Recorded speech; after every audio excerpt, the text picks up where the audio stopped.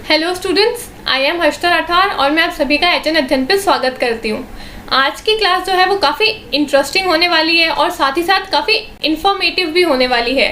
इस क्लास में हम बात करेंगे एपीआई स्कोर के बारे में। एपीआई स्कोर मतलब एकेडमिक परफॉर्मेंस इंडिकेटर के बारे में। एपीआई स्कोर क्या होता है? जो भी आपने ग्रेजुएशन, पोस्ट ग्रेजुएशन से लेकर आप जब असिस्टेंट प्रोफेसर के इंटरव्यू में जाते हो तब तक आपने इस बीच में जो भी पढ़ाई करी है, जो भी आपने डिग्रियां ली है, जो भी आपकी क्वालिफिकेशंस रही है, उन सबके मार्क्स को काउंट किया जाता है, प्लस आपके इंटरव्यू के मार्क्स को काउंट किया जाता है और उन दोनों को मिला के ये देखा जाता है कि आप केपेबल हो असिस्टेंट प्रोफेसर की पोजीशन के लिए या फिर नहीं हो। ठीक है, तो ये सारा सिलेक्शन प्रोसेस जो है वो आपके एपीआई स्कोर के ऊपर काफ़ी ज़्यादा निर्भर होता है। तो आपको एपीआई स्कोर के बारे में पता होना चाहिए कि एपीआई स्कोर क्या होता है, किस चीज़ से हमको कितने नंबर मिलते हैं, कौन सी क्वालिफिकेशन से हमको कितने नंबर मिलते हैं, ताकि आप अभी से ही आइडिया लगा लो कि भाई मेरे अगर इस ग्रेजुएशन में मेरे अगर इतने नंबर हैं तो एपीआई स्कोर में मुझे कितने मार्क्स मिल सकते हैं। ठीक है, अगर आप अभी असिस्टेंट प्रोफेसर की वैकेंसी के लिए अगर आप अप्लाई करोगे इंटरव्यूज़ के लिए तो फिर आप अभी से अपना है ना अंदाज़ा लगा लो कि आपको इंटरव्यू में कितने मार्क्स मिलने वाले हैं एपीआई स्कोर के अकॉर्डिंग। ठीक है, अगर आपने ग्रेजुएशन, पोस्ट ग्रेजुएशन कर ली है और आप अपने नेट जेआरएफ के लिए अगर आप प्रिपेयर कर रहे हो अपने आप को, तो भी आप अभी से ही अपनी प्रिपरेशन कर सकते हो कि आगे जाके आपका जब एपीआई स्कोर कैलकुलेट होगा तो उसके अंदर आपको ग्रेजुएशन, पोस्ट ग्रेजुएशन में आपके जितने मार्क्स आए हैं उसके हिसाब से कितने स्कोर्स मिलेंगे। ठीक है, तो आज हम ये सब के बारे में बात करेंगे इस वीडियो के अंदर। इस वीडियो के अंदर हम पूरा अच्छे से देखेंगे कि एपीआई स्कोर क्या होता है और किस चीज़ से हमको कितने मार्क्स मिलते हैं। ठीक है, तो चलिए वीडियो को स्टार्ट करते हैं। सबसे पहले है असिस्टेंट प्रोफेसर बनने के लिए हमारे पास में दो जगह वैकेंसीज निकलती है। या तो हम यूनिवर्सिटीज़ के अंदर असिस्टेंट प्रोफेसर बन सकते हैं या फिर हम कॉलेजेस के अंदर असिस्टेंट प्रोफेसर बन सकते हैं। ठीक है, दोनों ही जगह आपके इंटरव्यूज जो होते हैं वो तो होते ही हैं, साथ ही साथ दोनों ही जगह आपके एपीआई स्कोर्स भी कैलकुलेट किए जाते हैं। लेकिन यूनिवर्सिटी और आपके कॉलेजेस में बस एक थोड़ा सा ही डिफरेंस होता है एपीआई स्कोर के अंदर, बाकी जो सारा कैलकुलेशन है वो सब सेम होता है। बस यूनिवर्सिटी में जो आप पीएचडी करते हो उसके मार्क्स आपको थोड़े ज़्यादा मिलते हैं एपीआई स्कोर के अंदर, लेकिन आप जब कॉलेजेस में अप्लाई करते हो असिस्टेंट प्रोफेसर बनने के लिए तो कॉलेजेस में आपने अगर पीएचडी करी है तो उसके मार्क्स कॉलेजेस के अंदर कम मिलते हैं। ठीक है, ऑन दी अदर हैंड आपने अगर पोस्ट ग्रेजुएशन और ग्रेजुएशन में अगर आपके अच्छे मार्क्स आए हैं तो यूनिवर्सिटीज़ में ग्रेजुएशन और पोस्ट ग्रेजुएशन को लेकर मार्क्स कम मिलते हैं, लेकिन कॉलेजेस में ग्रेजुएशन और पोस्ट ग्रेजुएशन को लेकर मार्क्स जो है वो ज़्यादा मिलते हैं। तो बस ये थोड़ा सा ही डिफरेंस है एपीआई स्कोर यूनिवर्सिटी के अंदर और कॉलेजेस के अंदर, बाकी सारा जो सिस्टम है वो सब सेम होता है। ठीक है, तो हम पहले देखते हैं यूनिवर्सिटी के अंदर एपीआई स्कोर क्या होता है और किसके अकॉर्डिंग हमको कितने मार्क्स मिलते हैं, और फिर हम देखेंगे कि कॉलेजेस में एपीआई स्कोर कैसा होता है। ठीक है, तो चलिए वीडियो को स्टार्ट करते हैं। सबसे पहले आपका एपीआई स्कोर जो है वो आपकी graduation, post graduation, MPhil, PhD, net with JRF and net without JRF, research publication अगर आपने कोई करी है तो वो, और टीचिंग के एक्सपीरियंसेस अगर आपके पास में कोई है तो वो। ठीक है, इन सभी चीज़ों से मिलके आपका एपीआई स्कोर जो है वो बनाया जाता है। ठीक है, तो हम वन बाय वन सभी चीज़ों को देखते हैं कि किससे कितने मार्क्स हमको मिल सकते हैं एपीआई स्कोर के अंदर। सबसे पहले हम बात करते हैं ग्रेजुएशन की। अगर आपके ग्रेजुएशन में 80% से अबव मार्क्स आते हैं, ठीक है, परसेंटेज बोल रही हूँ यहाँ पे मैं, परसेंटाइल नहीं बोल रही हूँ, परसेंटेज, यानी कि अगर आपके ग्रेजुएशन के अंदर 80% से अबव परसेंटेज आती है, 80 या फिर 80 से अबव परसेंटेज आती है तो आपको 15 मार्क्स मिलते हैं आपके एपीआई स्कोर के अंदर। ठीक है, अगर आपके 60 to 80% मार्क्स आते हैं, 60 to 80% मार्क्स आते हैं अगर आपके ग्रेजुएशन के अंदर तो आपको 13 मार्क्स मिलते हैं। अगर आपके 55 to 60 के बीच में मार्क्स आते हैं तो आपको 10 नंबर्स मिलते हैं आपके एपीआई स्कोर के अंदर आपके ग्रेजुएशन के मिला के। ठीक है, तो अगर आपके 80% है तो आपको मिलेंगे 15 नंबर, अगर आपके 60 to 80% के बीच में है तो आपके आएंगे 13, और अगर आपके 55 to 60% के बीच में है तो आपको मिलेंगे 10 नंबर। ठीक है, अब ये यहाँ पे साइड में क्या लिखा है, ये लिखा है आपके मैक्सिमम मार्क्स। अब मैक्सिमम मार्क्स क्या है? अगर आपके ग्रेजुएशन में 80 या फिर 80 से अबव चाहे कितने भी मार्क्स आ जाए, चाहे वो 90% हो, चाहे वो 100 out of 100 हो, लेकिन आपको सिर्फ 15 नंबर ही मिलेंगे।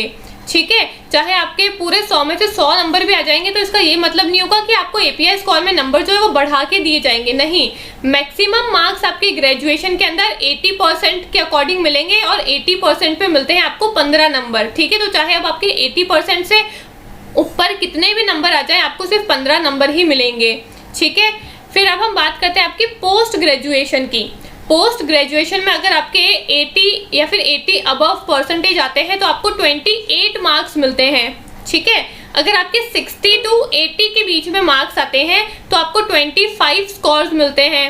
अगर आपके 55% से 60% के बीच में अगर आपकी परसेंटेज आती है पोस्ट ग्रेजुएशन के अंदर तो आपको उसके 20 नंबर मिलते हैं, ठीक है। इसमें भी आपके मैक्सिमम मार्क्स कितने हैं, 28 है। अब चाहे आपके पोस्ट ग्रेजुएशन में भी 80 से अबव चाहे कितने भी परसेंटेज हो, चाहे 90 हो चाहे 100 हो, आपको नंबर जो है वो 28 ही मिलेंगे, ठीक है। अगर आपके 79% भी है ना तो भी आपको 80% के मार्क्स नहीं मिलेंगे। अगर आपके 79% भी है तो भी आपको 25 नंबर ही मिलेंगे।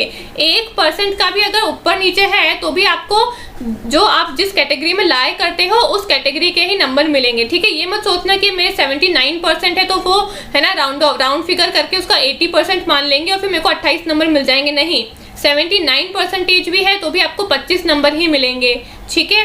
अब बात करते हैं आपके एमफिल की। वैसे तो अब एमफिल जो है वो डिसकंटिन्यू हो गई है, लेकिन जिन बच्चों ने एमफिल कर ली है अब उनको थोड़ा बेनिफिट तो मिलना चाहिए ना। तो जिन बच्चों ने एमफिल कर ली है उनको थोड़े मार्क्स दिए जाते हैं, ठीक है। अगर उस एमफिल के अंदर अगर उन बच्चों के 60 to 80% के बीच में मार्क्स आते हैं तो उनको 7 स्कोर दिए जाते हैं और अगर 55 to 60% के बीच में उनके स्कोर बनते हैं तो उनको 5 नंबर दिए जाते हैं, ठीक है। वैसे एमफिल जो है वो अभी डिसकंटिन्यू हो गई है। एक बच्चे ने मुझसे मैसेज करके पूछा था कि मैम एमफिल में हम एडमिशन ले सकते हैं क्या, तो अब एमफिल जो है वो डिसकंटिन्यू हो गई है। अब एमफिल आप नहीं कर सकते हो, आप पीएचडी कर सकते हो, ठीक है।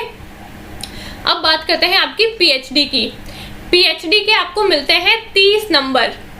सीधा सीधा आपको पीएचडी के यहाँ पे 30 नंबर मिल रहे हैं, यानी कि सबसे ज्यादा नंबर आपको किसके मिल रहे हैं, पीएचडी के ही मिल रहे हैं, ठीक है।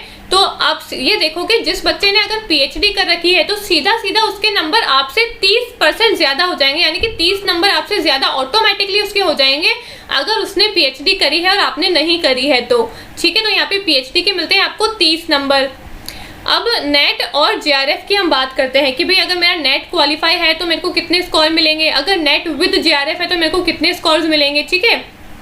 अगर आपका नेट प्लस जेआरएफ है तो आपको 7 नंबर मिलते हैं, सिर्फ और सिर्फ 7 नंबर, ठीक है। और अगर आपका सिर्फ नेट है यानी कि जेआरएफ नहीं है तो आपको मिलेंगे सिर्फ 5 नंबर, ठीक है। तो अब ये मत सोचना कि मेरा नेट भी है और मेरा जेआरएफ भी है तो मेरे को नेट के लिए मिलेंगे 5 नंबर और मेरे को जेआरएफ के लिए मिलेंगे 7 नंबर, नहीं। आपका नेट प्लस जेआरएफ, अगर आपका जेआरएफ है ना तो नेट भी उसी के अंदर ही काउंट होगा, अलग से काउंट नहीं होगा, ठीक है। तो आपका अगर नेट विद जेआरएफ है तो आपको 7 नंबर ही मिलेंगे, अलग से 5 नंबर नेट के लिए नहीं मिलेंगे। वो 5 नंबर है जिन बच्चों का सिर्फ नेट है, जेआरएफ नहीं है उनके लिए, ठीक है। तो सिर्फ नेट के लिए है 5 नंबर और नेट विद जेआरएफ के लिए है 7 नंबर। तो इसलिए हम जेआरएफ पे ज़्यादा स्ट्रेस करते हैं कि आप जेआरएफ को अचीव करने की कोशिश करो, ताकि जेआरएफ को आप क्रैक करोगे तो आपका जेआरएफ के साथ साथ नेट भी क्लियर हो जाएगा और आपको एपीआई स्कोर में वहाँ पे ज़्यादा नंबर्स मिलेंगे, ठीक है। अब बात करते हैं रिसर्च पब्लिकेशन की। तो रिसर्च पब्लिकेशन भी आप कर सकते हो। अब क्या होता है ना, आप देखोगे यहाँ पे पीएचडी जिसने कर रखी है उसको ऑटोमेटिकली 30 नंबर मिल रहे हैं, ठीक है।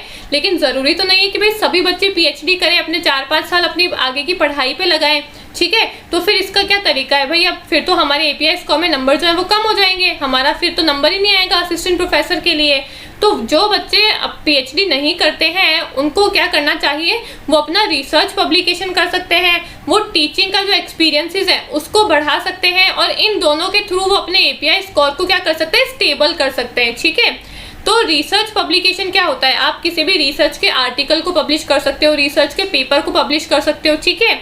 यहाँ पे आपको हर एक पब्लिकेशन पे 2 नंबर मिलेंगे, ठीक है। लेकिन आप मैक्सिमम सिर्फ 5 पब्लिकेशन ही कर सकते हो। अब ये मत सोचना कि ठीक है भाई मेरे को हर पब्लिकेशन पे 2 नंबर मिलेंगे तो मैं तो है ना बहुत सारी है ना पब्लिश कर दूंगा पेपर और आर्टिकल वगैरह, नहीं। आप चाहे कितने भी पब्लिश करो, 100, 200, 500 जितनी आपकी हिम्मत है उतनी पब्लिश कर लो, लेकिन सिर्फ और सिर्फ 5 पब्लिकेशन के ही आपको नंबर मिलेंगे। एक पब्लिकेशन के आपको 2 नंबर मिलेंगे और 5 × 2 यानी कि 10, मैक्सिमम 10 नंबर ही आपको मिलेंगे रिसर्च पब्लिकेशन के लिए, ठीक है।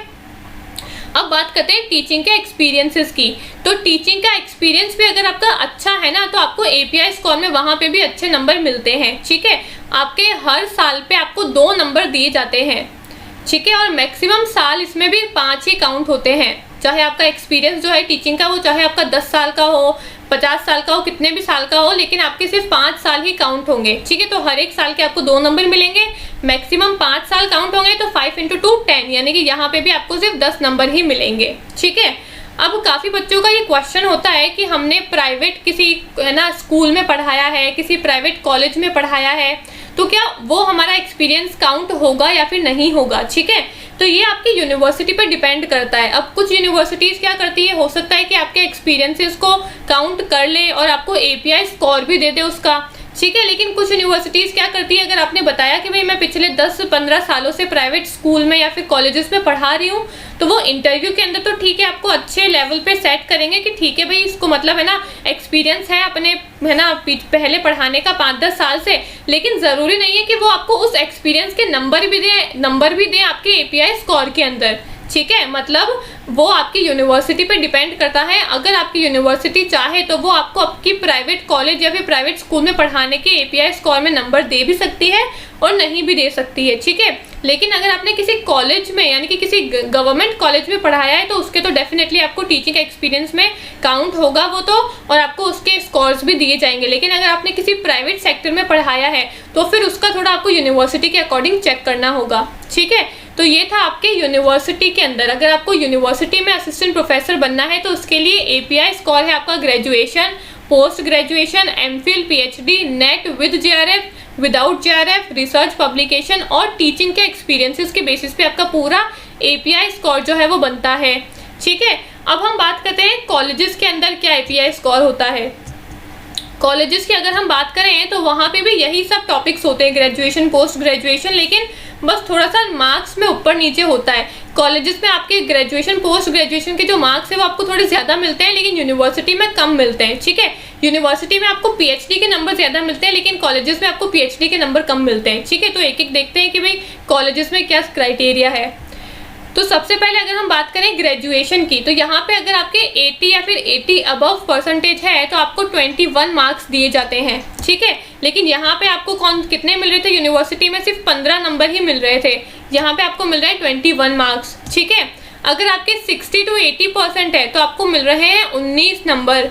अगर आपके 55 to 60% है तो आपको मिलेंगे 16 नंबर, ठीक है। यहाँ पे भी मैक्सिमम नंबर जो है वो आपके 21 ही है, ठीक है। चाहे आपके 80 से अबव कितने भी नंबर आए हों, आपको मैक्सिमम 21 नंबर ही मिलेंगे, ठीक है। अब बात करते हैं पोस्ट ग्रेजुएशन की। पोस्ट ग्रेजुएशन में आपको 80 या फिर 80% से अबव अगर आपकी परसेंटेज आई है तो आपको 33 मार्क्स दिए जाते हैं, लेकिन यहाँ पे सिर्फ 28 मार्क्स ही मैक्सिमम थे, वहाँ पे आपको 33 मार्क्स मिल रहे हैं, ठीक है। तो कॉलेजेस में आपके ग्रेजुएशन और पोस्ट ग्रेजुएशन के जो मार्क्स है वो आपको ज़्यादा दिए जाते हैं, ठीक है। अगर आपके 60 to 80% के बीच में आपके अगर परसेंटेज है पोस्ट ग्रेजुएशन में तो आपको 30 मार्क्स मिलते हैं। अगर आपकी 55 to 60% के बीच में आपकी परसेंटेज है तो आपको 25 नंबर मिलते हैं, और यहाँ पे भी आपके मैक्सिमम नंबर हो गए 33, ठीक है। अब यहाँ पे भी एमफिल जो है उसके आपको अगर 60 to 80% के बीच में आपकी परसेंटेज है तो आपको मिलेंगे 7 नंबर, और 55 से 60 के बीच में है आपकी परसेंटेज तो मिलेंगे आपको 5 नंबर, ठीक है। अब यहाँ पे देखो पीएचडी के जो नंबर है वो यहाँ पे सिर्फ 20 ही है, लेकिन यूनिवर्सिटी में पीएचडी के नंबर 30 थे। तो इसलिए मैं बोल रही थी कि कॉलेजेस में पीएचडी के जो नंबर होते हैं ना वो थोड़े कम दिए जाते हैं, लेकिन यूनिवर्सिटीज़ में पीएचडी के नंबर ज़्यादा दिए जाते हैं, ठीक है। अब यहाँ पे हम बात करते हैं नेट विद जेआरएफ और नेट विदाउट जेआरएफ। अगर आपने नेट विद जेआरएफ किया है तो यहाँ पे आपको मिलेंगे 10 नंबर, वहाँ पे आपको मिल रहे थे सिर्फ और सिर्फ 7 नंबर, यहाँ पे मिल रहे हैं आपको 10 नंबर, ठीक है।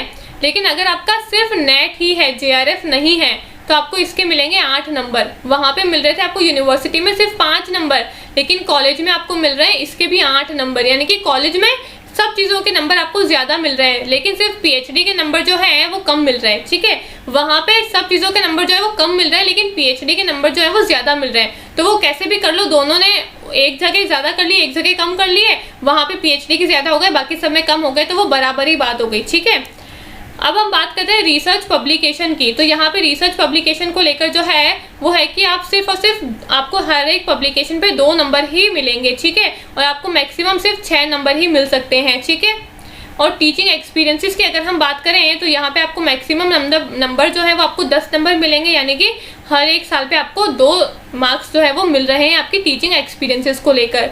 ठीक है, यहाँ पे भी आपकी graduation, post graduation, MPhil, PhD, net with JRF, without JRF, research publication और टीचिंग के एक्सपीरियंसेस के बेसिस पे मिला के आपको पूरा जो एपीआई स्कोर है वो बनाया जाता है, और फिर ये देखा जाता है कि आप केपेबल हो असिस्टेंट प्रोफेसर के लिए या फिर नहीं हो।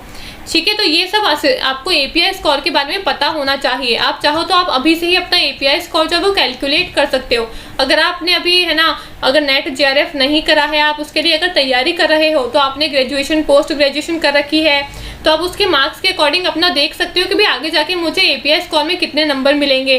ठीक है, आप अपनी रिसर्च की पब्लिकेशन के हिसाब लगा सकते हो, आप टीचिंग एक्सपीरियंसेस को काउंट कर सकते हो अभी से ही, ताकि आपको आगे जाके थोड़ा आइडिया हो जाए कि मेरा एपीआई स्कोर में कितने मार्क्स आएंगे। ठीक है, अब बात करते हैं कि कुछ बच्चों का ये डाउट होता है कि मैम सिर्फ एपीआई स्कोर में अच्छा स्कोर कर लो, एपीआई स्कोर जो है वो आपका टोटल 100 नंबर का होता है। ठीक है, तो बच्चे बोलते हैं कि सिर्फ एपीआई स्कोर में 100 में से अच्छे नंबर ले आओ तो मतलब सिलेक्शन जो है वो पक्का हो जाता है क्या? ये कोई कंफर्म बात नहीं कि आप सिर्फ एपीआई स्कोर में 100 में से 100 भी ले आओगे ना, तो अगर आपका इंटरव्यू अगर आपका अच्छा नहीं है तो आपका एपीआई स्कोर जो है वो कुछ मैटर नहीं करेगा। मतलब मैटर तो करेगा, लेकिन एपीआई स्कोर से ज़्यादा आपका इंटरव्यू मैटर करता है। जब आप जाओगे ना इंटरव्यू के लिए, तो वहाँ पे आपको आपके जो सब्जेक्ट है जिसके आप असिस्टेंट प्रोफेसर बनने वाले हो, उस सब्जेक्ट के बेसिस पे आपसे कुछ सवाल पूछे जाते हैं। ठीक है, तो उससे होता है आपका पूरा इंटरव्यू, और फिर देखा जाता है आपका एपीआई स्कोर। इन दोनों को मिला के फिर ये देखा जाता है कि क्या आप एलिजिबल हो असिस्टेंट प्रोफेसर बनने के लिए या फिर नहीं हो। ठीक है, तो अगर कुछ बच्चों के एपीआई स्कोर में नंबर थोड़े बहुत ऊपर नीचे यानी कि कम भी रह जाते हैं, लेकिन वो अपना इंटरव्यू में बहुत अच्छा परफॉर्म करते हैं, तो उनके फिर मार्क्स जो है वो एपीआई स्कोर में थोड़े ऊपर नीचे करके और फिर उनको सिलेक्ट कर लिया जाता है। लेकिन अगर आपने इंटरव्यू में अच्छा परफॉर्म नहीं किया है और फिर चाहे आपके एपीआई स्कोर में अगर नंबर अच्छे भी होंगे ना, तो पहले आपका इंटरव्यू का देखा जाएगा। ठीक है, क्योंकि एपीआई स्कोर में तो आपकी ग्रेजुएशन, पोस्ट ग्रेजुएशन के मार्क्स देखे जा रहे हैं, लेकिन इंटरव्यू में आपको आपके सब्जेक्ट के अकॉर्डिंग जज किया जा रहा है कि आप जिस सब्जेक्ट के असिस्टेंट प्रोफेसर बनने वाले हो उस सब्जेक्ट की आपको कितनी नॉलेज है, आपको कितनी डीप अंडरस्टैंडिंग है उस सब्जेक्ट के बारे में, है ना। आप उस सब्जेक्ट के बच्चों को पढ़ाने वाले हो, कॉलेज और यूनिवर्सिटी के बच्चों को आप पढ़ाने वाले हो, तो आपके पास में तो पहले पूरी जानकारी होनी चाहिए ना अपने सब्जेक्ट को लेकर। आपको अच्छे से पढ़ाना आना चाहिए। कल को अगर आपसे कोई बच्चा कुछ सवाल पूछ रहे तो आप ऐसे मतलब ऐसे है ना चौंक नहीं जाओ कि भाई ये मुझसे क्या सवाल पूछ रही है, ये तो मुझे आता ही नहीं है। ऐसा नहीं होना चाहिए। इसलिए इंटरव्यू में ये देखा जाता है कि बच्चे की पकड़ कितनी अच्छी है उसके सब्जेक्ट को लेकर, उसका कितना अच्छा स्ट्रॉन्ग कमांड है उसके ऊपर, और फिर उसी बेसिस पे अगर आपका एपीआई स्कोर में थोड़े बहुत नंबर ऊपर नीचे भी है तो चलता है, लेकिन इंटरव्यू में आपको बहुत अच्छा परफॉर्म करना है। ठीक है, तो ये बात हुई आपकी इंटरव्यू और एपीआई स्कोर की कि आपको अपने आप को जो भी पढ़ रहे हो ना वो आप इंटरव्यू के बेसिस पे पढ़ो। सिर्फ इसलिए मत पढ़ो कि भाई ठीक है नेट जेआरएफ का पेपर क्लियर करना है मेरे को, तो आगे पीएचडी करनी है, वैकेंसीज के लिए जाना है। ऐसे अपने आप को तैयार करो कि आगे जाके जब आप इंटरव्यू के लिए अप्लाई करो तो वहाँ पे आपसे जैसे सवाल पूछे वैसे आपके पास में जवाब हो उस चीज़ का। तो हर एक चीज़ को डीपली अंडरस्टैंड करके और फिर पढ़ो, ताकि आगे जाके क्योंकि आप असिस्टेंट प्रोफेसर बनने वाले हो तो आपसे कोई भी बच्चा किसी भी टॉपिक पे कुछ भी सवाल पूछ सकता है। तो आपको सब कुछ आना चाहिए, क्योंकि आप टीचर बनने वाले हो, आगे जाके आप बच्चों को पढ़ाने वाले हो। और बच्चे भी कुछ छोटे छोटे बच्चे नहीं है, कॉलेज और यूनिवर्सिटी वाले बच्चे हैं, तो आप उन बच्चों को पढ़ाने वाले हो, तो उनके लेवल के अकॉर्डिंग आपकी भी अंडरस्टैंडिंग होनी चाहिए। ठीक है, तो अपने आप को इंटरव्यू के लिए अभी से ही तैयार करना शुरू कर दो। ठीक है, अब एक और बात, अब थोड़े दिन पहले एक न्यूज़ आई थी कि पीएचडी जो है वो आपके जो है ना पीएचडी जो है वो आपकी है ना हटा दी गई थी असिस्टेंट प्रोफेसर की एलिजिबिलिटी से, कि अगर आपके पास में अगर आप पीएचडी नहीं भी है तो भी आप अप्लाई कर सकते हो और आप असिस्टेंट प्रोफेसर बन सकते हो। ठीक है, तो इसके लिए मैंने भी एक वीडियो बनाई थी, तो उस पर कुछ बच्चों ने कमेंट किया था कि मैम ये तो सिर्फ है ना ऐसे ही है ना सिर्फ लिखने के लिए बोला है, या फिर सिर्फ थ्योरेटिकल बातें हैं कि सिर्फ है ना जिसके पास में पीएचडी नहीं है वो भी अप्लाई कर सकता है और वो भी असिस्टेंट प्रोफेसर बन सकता है, बाकी है ना आखिर में उसी को ही लिया जाता है जिसके पास में पीएचडी है। ठीक है, तो हाँ मैं मानती हूँ आपकी बात सही है।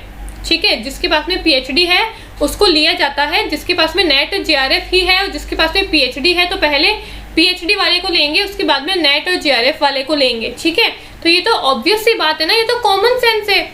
अब भाई आप ये सोचो कि 2 जने हैं, ठीक है, एक आप हो एक आपका दोस्त है, आपके ज़्यादा नंबर आए हैं, आपके दोस्त के कम नंबर आए हैं, और आप किसी अगर जॉब के लिए जा रहे हो तो वो पहले किसको लेंगे? जिसके ज़्यादा नंबर आए हैं उसको लेंगे या जिसके कम नंबर आए हैं उसको लेंगे? जिसके ज़्यादा आए हैं उसको ही तो लेंगे ना, मतलब आपके ज़्यादा आए हैं तो आपको लेंगे, उसके बाद में आपके दोस्त को लेंगे। तो यही सेम क्राइटेरिया यहाँ पे भी लागू होता है। अगर 2 बंदे गए इंटरव्यू देने के लिए तो इंटरव्यू में अगर एक इंसान ने सिर्फ नेट और जेआरएफ ही कर रखा है और एक ने पीएचडी कर रखी है तो ज़्यादा पहले किसको देखा जाएगा? उस पीएचडी वाले को देखा जाएगा ना, क्योंकि उसने अपने पूरे 5 साल दिए हैं और आपसे ज़्यादा पढ़ाई करी है, आपसे ज़्यादा मेहनत करी है। तो ये देखा जाएगा कि उसके अंदर आपसे ज़्यादा दिमाग है, उसके पास में आपसे ज़्यादा क्वालिफिकेशन है, आपसे ज़्यादा डिग्रियां हैं। तो सबसे पहले जिसके पास में जो चीज़ें ज़्यादा है उसको लेंगे, उसके बाद में कम वाले को लेंगे ना। तो ये तो ऑब्वियस सी बात है, इसमें तो कुछ ऐसा बोलने की बात ही नहीं है कि ये तो सिर्फ थ्योरेटिकल लिखा हुआ है। और वहाँ पे ये लिखा हुआ था कि मिनिमम क्वालिफिकेशन होनी चाहिए आपकी नेट, सेट और स्लेट। आपने शायद अच्छे से वीडियो को देखा नहीं था, वहाँ पे ये नहीं बोला था कि आपके पास में अगर नेट, सेट और स्लेट है तो आप असिस्टेंट प्रोफेसर बन ही जाओगे क्या। वहाँ पे ये बोला था और ट्वीट में भी यही लिखा था कि आपके पास में मिनिमम क्वालिफिकेशन होनी चाहिए नेट, सेट या फिर स्लेट, यानी कि कम से कम क्वालिफिकेशन आपके पास में नेट तो होना ही चाहिए, तभी आप एलिजिबल होगे असिस्टेंट प्रोफेसर की वैकेंसी में अपना नाम लिखवाने के लिए। ज़्यादा से ज़्यादा तो आपके पास में कुछ भी क्वालिफिकेशन हो सकती है, ज़्यादा से ज़्यादा तो आप चाहे प्रधानमंत्री बन जाओ देश के, लेकिन कम से कम आपके पास में नेट तो होना ही चाहिए, तभी आप असिस्टेंट प्रोफेसर की पोस्ट के लिए एलिजिबल होगे। तो वहाँ पे लिखा था कम से कम। ठीक है, तो जिसके पास में जितना ज़्यादा होगा तो पहले ज़्यादा वाले को ही तो देखेंगे ना, फिर कम वाले को देखेंगे। तो ये तो ऑब्वियस सी बात है, जिसके पास में पीएचडी होगी तो यहाँ पे साफ साफ लिखा है कि पीएचडी करने वाले को 20 नंबर मिलेंगे कॉलेज में और यूनिवर्सिटी में मिलेंगे 30 नंबर। क्यों? क्योंकि वो आपसे ज़्यादा पढ़ाई करके आया है, आपसे ज़्यादा मेहनत करके आया है, आपसे ज़्यादा उसने 5-6 साल अपनी पीएचडी के अंदर लगाए हैं, तो उसको ऑब्वियसली उस चीज़ का क्रेडिट तो मिलना चाहिए ना। तो इसलिए इसमें कोई गलत बात नहीं है अगर पीएचडी वाले को ज़्यादा है ना प्रेफरेंसेस दिए जा रहे हैं तो। ठीक है, तो आप भी यही कोशिश करो कि आप दूसरों से अपने आप को बेहतर कैसे बना सको। ठीक है, ये देखो कि भाई आप जो भी कुछ पढ़ रहे हो, जो भी कुछ कर रहे हो, उसमें आप सबसे अलग निकल के आओ, सबसे आगे निकल के आओ, ताकि सबसे पहले नज़र जो है वो आपके ऊपर जाए, बाद में पीछे वालों के ऊपर जाए। ठीक है, तो बस यही थी आज की वीडियो जिसमें मुझे आपको कुछ बताना था, एपीआई स्कोर के बारे में आपको कुछ इन्फॉर्मेशन देनी थी और छोटी मोटी कुछ बातें बतानी थी। तो आई होप आपको वीडियो अच्छी लगी होगी। अच्छी लगे तो इसको लाइक एंड शेयर कर देना, सब्सक्राइब कर देना चैनल को, टेलीग्राम को ज्वाइन कर लेना। ठीक है, थैंक यू।